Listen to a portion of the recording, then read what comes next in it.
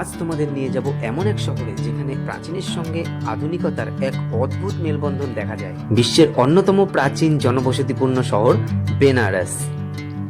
আর বেনারস শুধু একটি শহর নয়, এটি একটি অনুভূতি যেখানে একবার আসলে বারবার আসার ইচ্ছা করবে। ট্রেন জার্নি হোক বা গঙ্গা আরতি অথবা নৌকা বিহার, সমস্ত কিছুর ডিটেলস থাকবে আজকের এই বেনারসের পর্বে। তাই মিলন সুপর্ণার সঙ্গে দেখতে থাকো লেটস গো ব্লগার। তো এখন আমরা আছি হাওড়া স্টেশনে, আর পেছনেই দেখতে পাচ্ছ অমৃত ভারত এক্সপ্রেস, যেটা টাইমিং হচ্ছে 11:10। তো দেখি ট্রেনটা টাইম টু টাইম ছাড়ে কিনা।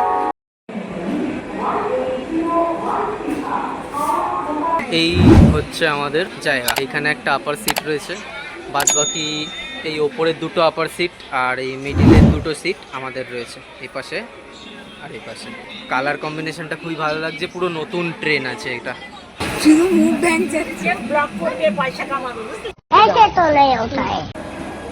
তো যেমনটা কি দেখতে পাচ্ছ, ট্রেন আমাদের ছেড়েছে একদম এক্স্যাক্ট 11:10-এ। বাই দ্য ওয়ে এখন অনেকটাই রাত হয়ে গেছে, চলো রাতের ডিনারটা করে ফেলি। প্রথম দিনের আমাদের ডিনার রুটি, ঘুগনি, ডিমের কারি এবং পটল আলুর তরকারি, যা খেতে খেতে আমরা প্রথম হল্ট পৌঁছে গেলাম। এই মুহূর্তে আমাদের প্রথম হল্ট প্যান্ডেল ছাড়লো। এরপরে আরও টোটাল 14টা রয়েছে। বারাণসী নিয়ে টোটাল 15টা হচ্ছে, তার মধ্যে 1 নম্বর প্যান্ডেল ছাড়া হয়ে গেল। এরপরে তো মনে হয় ঘুমিয়ে পড়বো, যদি জেগে থাকি তাহলে দেখা হবে। Good night.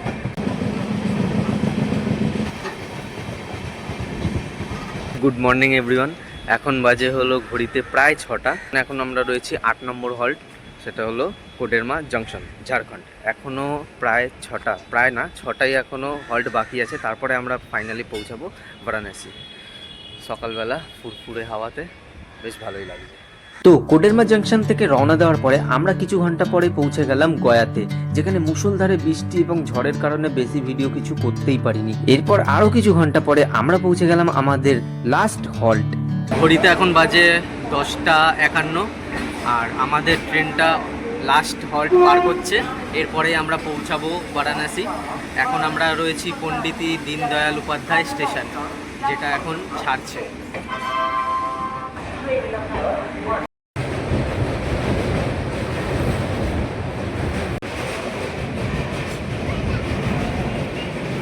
তো এখন আমরা আছি বারাণসী স্টেশন। আমাদের আসার কথা ছিল 11:50-এ, কিন্তু আমরা তার 20 মিনিট আগেই পৌঁছে গেছি।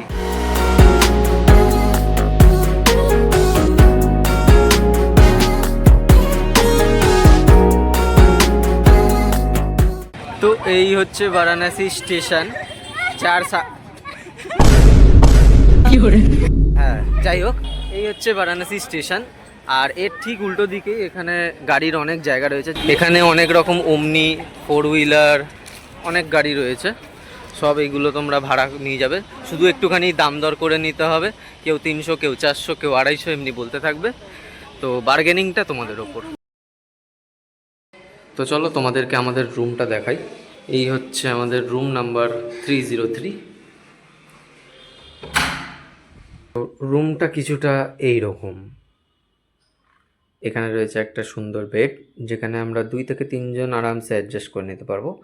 সাথে এখানে দুটো বালিশ রয়েছে, একটা কুশন রয়েছে এবং একটা বেড রানার দিয়েছে। সাথে এখানে টেলিফোন রয়েছে, তো যদি খাবার বুক করতে চায় তার একটা মেনু কার্ডও রয়েছে। সিলিংয়ে একটা ফ্যান রয়েছে, ওয়ার্ম লাইট রয়েছে। যারা এসি চায় তাদের জন্য এসিরও ব্যবস্থা রয়েছে। আর এই সাইডটা রয়েছে হলো টিভি ক্যাবিনেট। এই সাইডে রয়েছে একটা ওয়ার্ডরোব, এই ওয়ার্ডরোবের সাথে অ্যাটাচ একটা মিরর। এই সাইডটা আসলে তোমরা দেখতে পাবে একটা ভিউ পুরো জায়গাটা। এখানে চারিদিকে অনেক রকম হোটেল রয়েছে। এবার দেখাই আমাদের টয়লেটটা, যেটা রয়েছে খুবই সুন্দর, নিট অ্যান্ড ক্লিন। গিজারের ব্যবস্থা রয়েছে, এখানে কমোডের ব্যবস্থা রয়েছে এবং সুন্দর পরিচ্ছন্নভাবে রাখা আছে। হোটেলটা আমার ভালোই লেগেছে, রুমটা আমার ভালোই লেগেছে, বেডটাও বেশ সুন্দরভাবে গোছানো।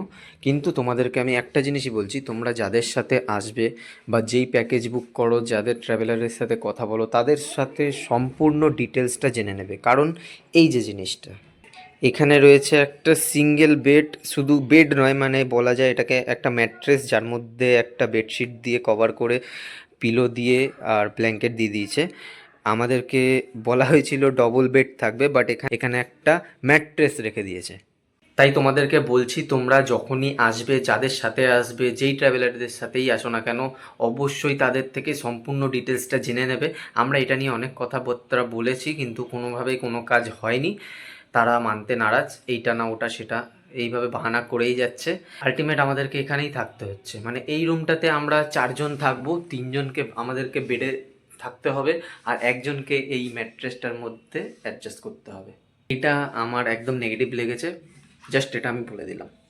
এখন আমরা যাচ্ছি গোধূলিচক মোড় থেকে ঠিক এই দিকে, যেখানে রয়েছে দশমেধা ঘাট, যেখানে এখন আমরা করব গঙ্গা স্নান। এই জায়গাগুলো একটু বেশিই জমজমাট। এখানে চারিদিকে সব জামা কাপড়, শাড়ি, খাবারের দোকান, অনেক কিছু রয়েছে, সব জমজমাট এরিয়া। সো এই হচ্ছে দশমেধা ঘাট, আর এখানে অনেকে দেখতে পারবে বসে আছে। এই যে জায়গাগুলো আছে, পুরো জায়গাটা ভিড় হয়ে যায়, আর এই জায়গাগুলোয় আরতি করা হয়। আর ওখানে যে দেখা যাচ্ছে নৌকা, বোট, যত যা আছে এগুলোতে করে প্রতিটা ঘাট ঘোরানো হয়। তার সাথে তোমরা আরতিও মজা নিতে পারবে ঘাট থেকে।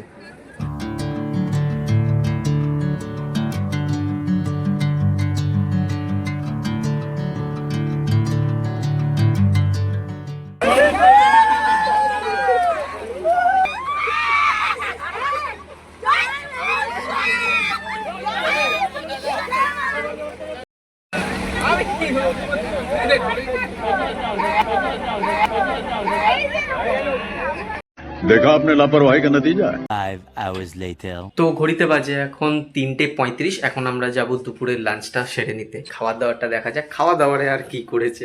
আজকের লাঞ্চে রয়েছে ভাত, বেগুন ভাজা, উচ্ছের ডাল, সাথে পটল আলুর তরকারি এবং মাছ। 5 hours later. তো সময় হয়েছে এখন 6:30, আর এখন আমরা যাচ্ছি গঙ্গা আরতি দেখতে। অনেকটাই লেট হয়ে গেছে, গঙ্গা আরতি শুরু হবে 7:30 থেকে, আর তার অনেক আগের থেকে ওই জায়গাটা পুরো ভর্তি হয়ে যায়, মানে লোকে ভিড় হয়ে যায়, জায়গা পাওয়া যায় না। জানি না আমরা জায়গা পাবো কি না। চলো দেখা যাক আজকে গঙ্গা আরতি কোন পজিশন থেকে দেখতে পাই। গঙ্গা আরতি ভালো মতন দেখার জন্য তোমাদের আসতে হবে দশমেধা ঘাট ঠিক বিকেল 4টের মধ্যে, নইলে ভিড় তোমরা পাবেই।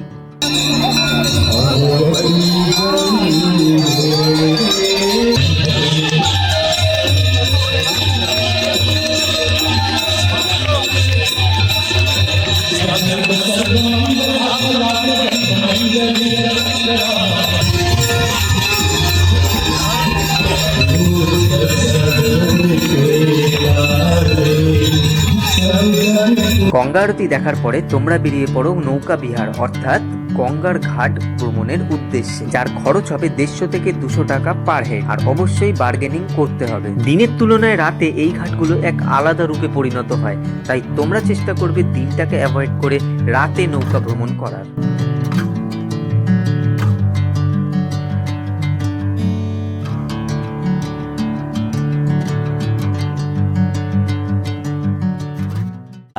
hours later.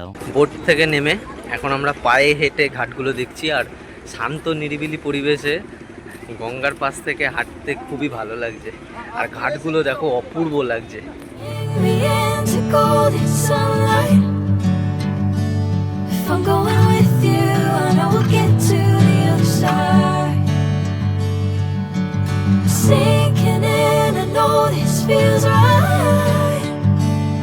Catching a crazy love moving through me like a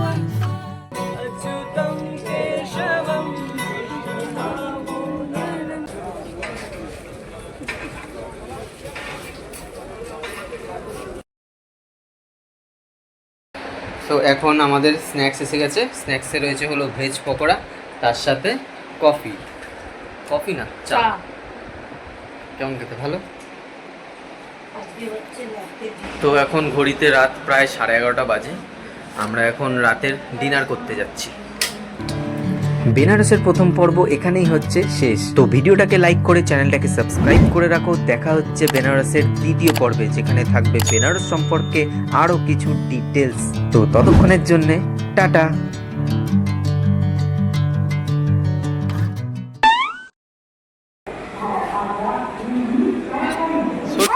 আরে মস্তি পরে করবে, আগে ভিডিওটা